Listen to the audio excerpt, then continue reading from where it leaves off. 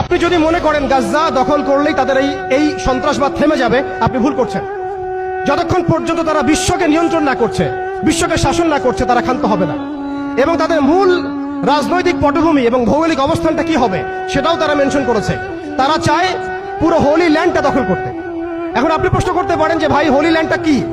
উত্তর হচ্ছে, হোলি ল্যান্ড হচ্ছে সেই জায়গা ইরাকের ইউফ্রেটিস নদী থেকে শুরু করে মিশরের নীল নদ পর্যন্ত।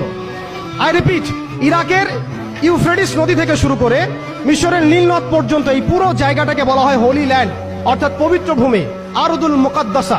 কোরআনে বলা হচ্ছে আরদুল মুকাদ্দাসা, ওদের স্ক্রিপচারে বলা হচ্ছে হোলি ল্যান্ড। তাদের মিসাকে ইহুদিরা বলছে মিসায়া, এবং খ্রিস্টানরা নাসারারা বলছে অ্যান্টিক্রাইস্ট। যাকে আমরা চিহ্নিত করছি সে হচ্ছে মাসিহুদ দাজ্জাল। তারা এই হোলি ল্যান্ডটাকে স্বাধীন করতে চায়।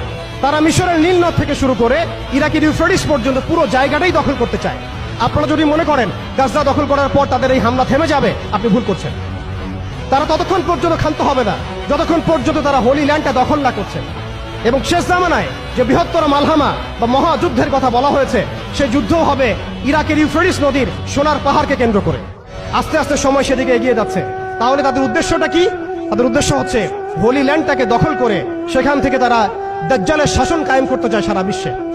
কারা চায়? জায়নিস্টরা চায়। এই ডটস গুলো যদি আপনি মিলাতে না পারেন এবং শুধু বাইরের চোখ দিয়ে আপনি দেখেন, ভিতরের চোখটাকে অন্ধ রাখেন, আপনি এই ওয়ার্ল্ডের জিওপলিটিক্স বুঝতে পারবেন না। শুধুমাত্র বাহ্যিক স্টাডি দিয়ে, বাহ্যিক জিওপলিটিক্স পড়াশোনা করে, বাহ্যিক ইকোনমিক্স পড়াশোনা করে আপনি এই ওয়ার্ল্ডের প্রকৃত জিওপলিটিক্সকে মেলাতে পারবেন না। অর্থাৎ সামনে আসছে দাজ্জালের শাসন, যেটা নবী সাল্লাল্লাহু আলাইহি ওয়াসাল্লাম ইরশাদ করেছেন যে মাসিহুদ দাজ্জাল এই ইহুদিদেরকে নিয়েই এই বিশ্বকে শাসন করবে 40 দিন। কতদিন? 40 দিন। এবং তার প্রথম দিনটা হচ্ছে 1 বছরের সমান, দ্বিতীয় দিনটা হবে 1 মাসের সমান, এবং তৃতীয় দিনটা হবে 1 সপ্তাহের সমান।